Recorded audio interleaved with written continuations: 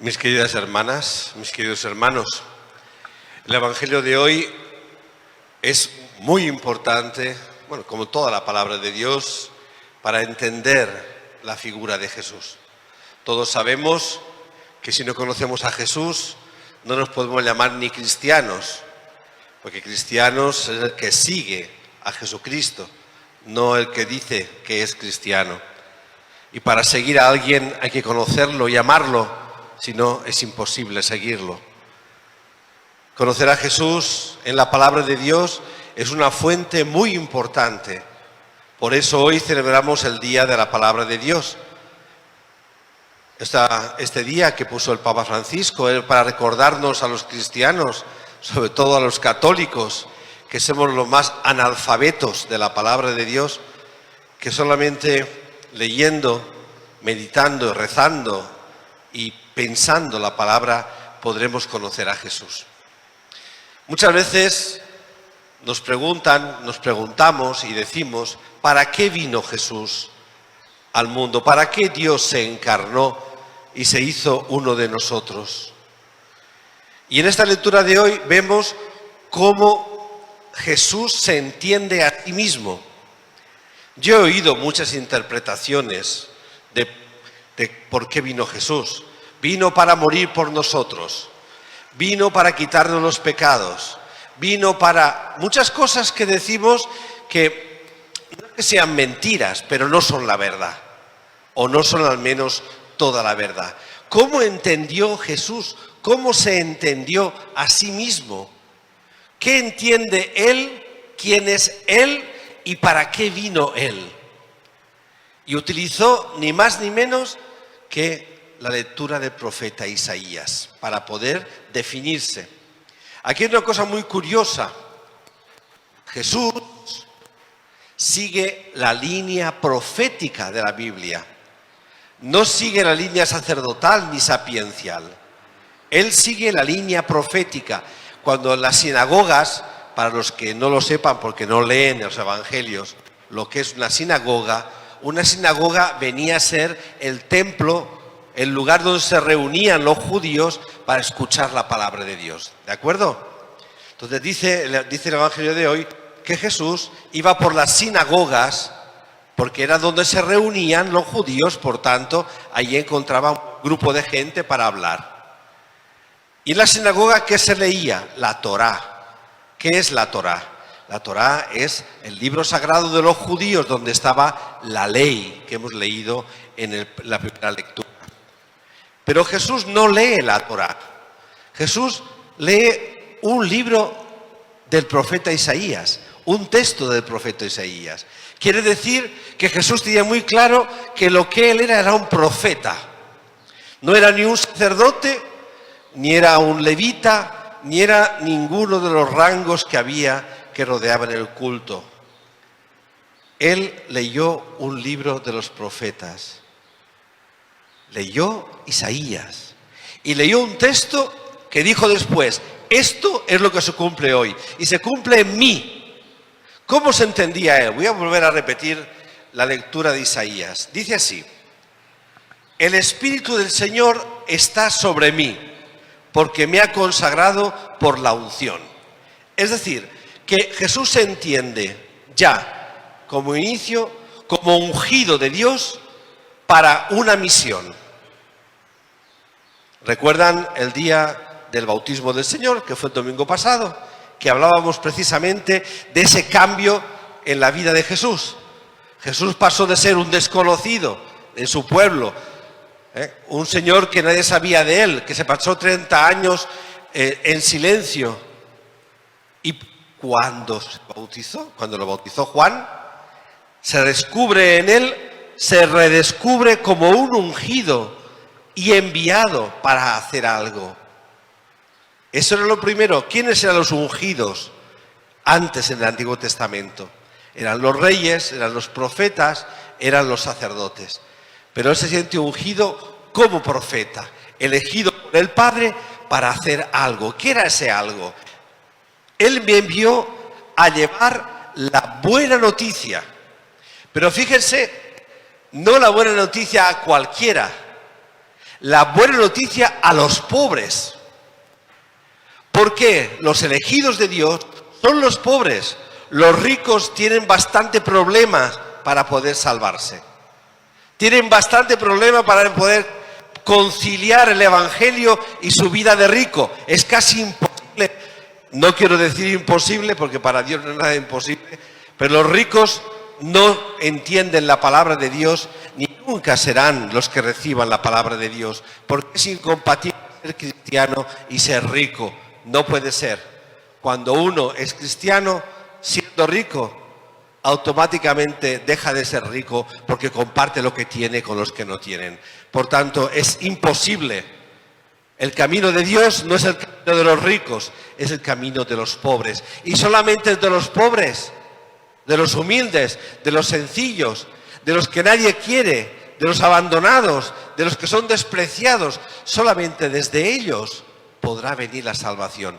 Y eso hay mucha gente que lo olvida, porque ni saben que son cristianos, ni saben qué es ser cristiano. Él trajo la buena noticia para los pobres, no por ser pobres, sino porque son los que necesitan de verdad esa recuperación de la dignidad.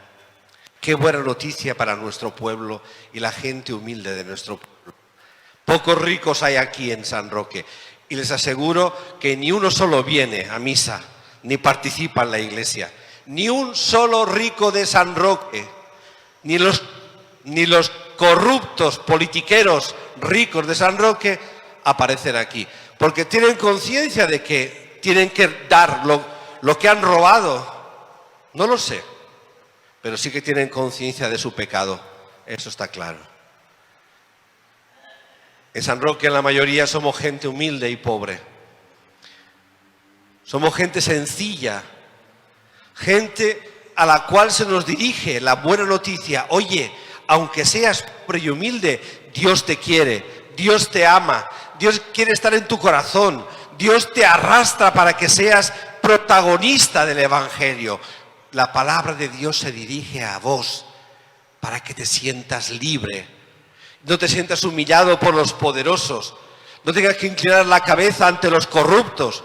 No tengas que humillarte ante jueces, policías, militares, curas que se creen superiores a los demás. Yo he venido para dar la buena noticia a los humildes y a los pobres. ¿Cuánta gente no entiende eso? Madre mía. ¿Cuánta gente no entiende y cuánta gente no le interesa entenderlo?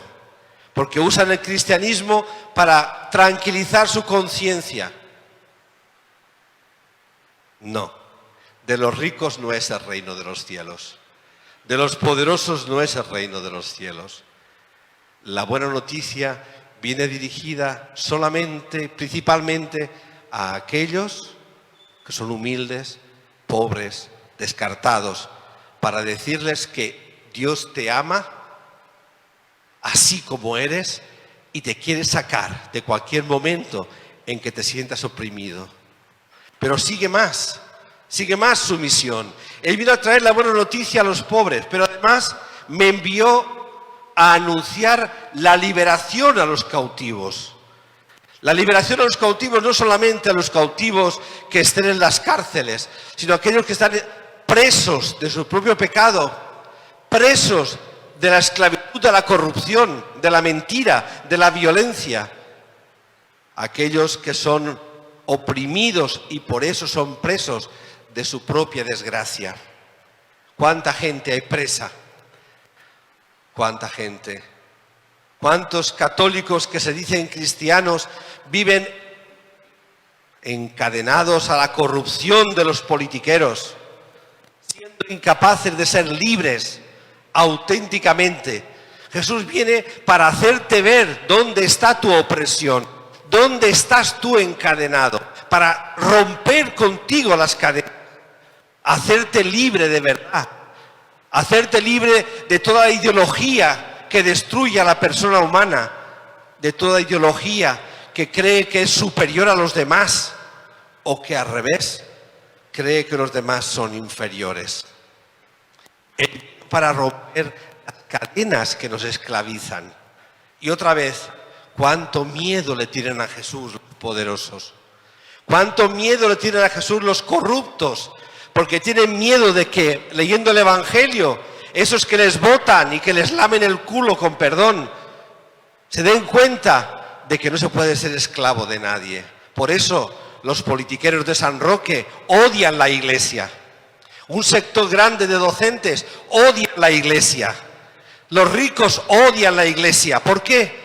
Porque tienen miedo de que los que venimos y escuchamos la palabra de Dios nos despertemos y nos demos cuenta de que no podemos ser esclavos, de que Cristo vino para romper toda cadena de esclavitud, hacernos libres auténticamente, libres para poder vivir en libertad y ayudar a la libertad a los míos. Pero aún sigue más. Anunciar la liberación a los cautivos, dice, y la vista a los ciegos. Evidentemente, aquí no se refiere a la ceguera física, se refiere a la ceguera de corazón. Jesús vino para que viéramos. ¿Por qué creen que lo mataron a Jesús? ¿Porque era muy buenito y estaba en la cama tranquilamente o tomando tereré en su casa de Nazaret? No. Él no lo mataron por eso, lo mataron porque estaba haciendo que el pueblo se diera cuenta que estaba oprimido por los sacerdotes, por los militares, por los fariseos, por la ley, por el dinero de los más ricos. Les daba miedo a los poderosos que hiciera ver a los ciegos que se podía vivir de otra manera. ¿Por qué creen ustedes que tienen tanto miedo, insisto, los poderosos a la Iglesia? ¿Por qué no quieren, muchos docentes no quieren que los jóvenes vengan a la Iglesia? ¿Por qué los papás no quieren que los jóvenes vengan a la Iglesia y sí que vayan a una fiesta medio en pelotas? Porque quien tiene la palabra de Dios ve. Y quien ve, a ese que ve, nadie le engaña. A ese que ve, nadie le oprime. A ese que ve, nadie le lleva donde quiere. Quieren que sigamos siendo ciegos. Quieren que sigamos siendo ciegos y no viendo la realidad de gente que sufre, de gente oprimida, los centros de salud sin medicamento, las escuelas con una formación que los chicos de 17 años no saben leer. No saben leer con 17 años, no saben leer ni escribir, después de 9 años de estar en el colegio. No quieren que veamos la opresión de nuestros jóvenes, cómo les oprimen y les controlan. Solamente cerveza y fútbol y celular. Eso es la vida de los jóvenes. Celular, fútbol y cerveza. Y qué contentos están todos que sea así. Así los jóvenes no molestan. Mejor que no molesten, mejor que se emborrachen. Mejor que estén todo el día mirando a la pantalla del celular con todas las mentiras que cuentan por las redes y en YouTube. Ciegos. Y ciegos que conducen a otros ciegos. No les interesa que conozcan el Evangelio. No quieren que los jóvenes ni que nadie vea. Y Jesús vino para que viésemos. Para que nos diéramos cuenta de que el mundo puede ser de otra manera. De que la vida puede ser de otra manera, puede ser de otra manera, porque Cristo dio su vida para que fuera de otra manera. Pero muchos no queremos ver, no nos interesa ver, porque ver trae problemas. Mejor mirar a otro lado mientras la gente sufre, muere. ¿Cuánta gente no se vacuna? También en nuestro pueblo hay jóvenes incluso que se negan a vacunarnos, miran a otro sitio, no les importa los que mueren, niños muriendo, jóvenes muriendo, adultos muriendo, enfermos constantemente, les es igual, miran a otro lugar. ¿Cuánta gente mira a otro lugar, engañándose a sí mismo? Por eso no quieren escuchar la palabra de Dios, por eso no quieren venir a la iglesia. Por eso insultan al país y quieren quitarle toda su autoridad moral. Porque si escuchamos la palabra de Dios, ya no somos ciegos. Pero aún dice más. A anunciar y la vista a los ciegos y dar la libertad a los oprimidos. y dar la libertad a los oprimidos. Jesús vino para eso.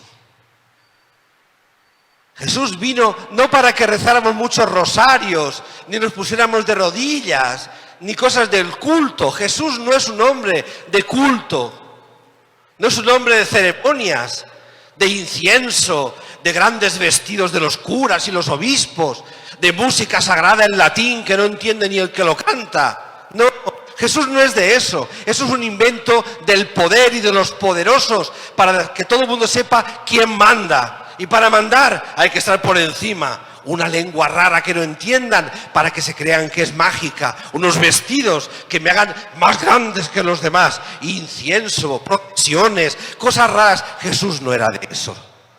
Jesús vino a liberarnos de todo eso, porque eso no salva. Todo eso no salva. Todo eso no acerca a Dios. Eso nos aleja del Dios de los pobres. Nos aleja del Dios de los sencillos. Nos aleja de ese Dios que ha querido encarnarse en Jesús para estar al lado de los que más sufren, no de los poderosos, del incienso, de sombreros raros y vestidos dorados y cosas así. Eso es anticristiano, eso es pagano, no es de Cristo, no acerca a Dios. Vino para liberarnos de toda opresión de la religión que quiere que nos quedemos calladitos y obedezcamos a los curas y obedezcamos a los obispos sin protestar y sin decir nada. Así, calladito, estás más lindo. Calladito, estás mucho mejor. No hables, obedece. No. Cristo nos habla de otra forma de relacionarnos con Dios. Desde la libertad, desde la autonomía, desde la posibilidad de hablar y compartir lo que siento, desde la posibilidad de poder ser protagonista de la vida de la comunidad. He venido para liberar a los oprimidos. Y acaba con una frase magistral. He venido a anunciar el año de gracia del Señor. ¿Qué es un año de gracia? El año de gracia para los judíos era un año que había cada 50 años en que todos los que eran esclavos judíos tenían que ser liberados. No podían continuar siendo esclavos. Ese año se tenían que devolver las tierras a sus dueños, aunque los hubiesen vendido. Todos recuperaban otra vez sus tierras, aunque las hubiesen vendido. Las que habían perdido por deudas, las que habían perdido por otras razones, y las que habían vendido su tierra, recuperaban todas sus tierras. ¿Por qué? Porque todo el mundo tiene derecho a tierra, techo y trabajo. Y ese año de la liberación nos vino a decir, he venido a traer otra vez la igualdad entre todos los hombres y mujeres. No puede ser que un hombre tenga miles de hectáreas de tierra, mientras haya gente que no tenga ni siquiera donde caerse muerto. No puede ser que se eche a los indígenas de sus tierras, mientras sojeros extranjeros contaminan y destruyen los bosques y las tierras de Paraguay. Algo falla. Y además, con la ayuda del gobierno y del parlamento, en contra del pueblo y de los humildes, en contra de los campesinos y en contra de los indígenas. Pero Jesús dice que Él vino a lo contrario, a anunciar el año de gracia del Señor. El año en que todo el mundo redescubre que no hay nadie que esté por encima de otro, que no hay gente más superior a otros, que no hay nadie que pueda aplastarte ni decirte lo que tienes que hacer si tú no quieres hacerlo. Porque la libertad de los hijos de Dios nos la redescubrió Jesús y vino para eso. Ahí está. Si continuamos leyendo la palabra de Dios, en lugar de pararse donde se ha parado, veremos que al poco tiempo en su propio pueblo le insultan y lo quieren matar. Porque entendieron lo que dijo. Entendieron que ya se acabó la religión del culto, la religión de los sacerdotes, la religión de los poderosos, la religión que se justifica haciendo cosas y olvidando al hermano, y se empieza un nuevo estilo de relación con Dios. un estilo de libertad, de autonomía, de igualdad, para hacer un mundo de dignidad para todos. La buena noticia que nos trae Jesús es tan grande que no entiendo cómo nos saltamos de alegría cada vez que escuchamos la palabra de Dios. Y entiendo menos todavía a un católico, a un cristiano, que no se compromete para vivir, comunicar esa palabra de Dios y hacer realidad su reino. He venido, lo voy a leer otra vez, y esa es la autocomprensión de Jesús. El Espíritu del Señor está sobre mí, porque me ha consagrado por la unción. Él me envió a llevar la buena noticia a los pobres, a anunciar la liberación a los cautivos y la vista a los ciegos, a dar la libertad a los oprimidos y a proclamar el año de gracia del Señor. Jesús entonces agarró el libro de Isaías, lo cerró y dijo: hoy se ha cumplido este pasaje de la Escritura que acaban de oír. Que así sea.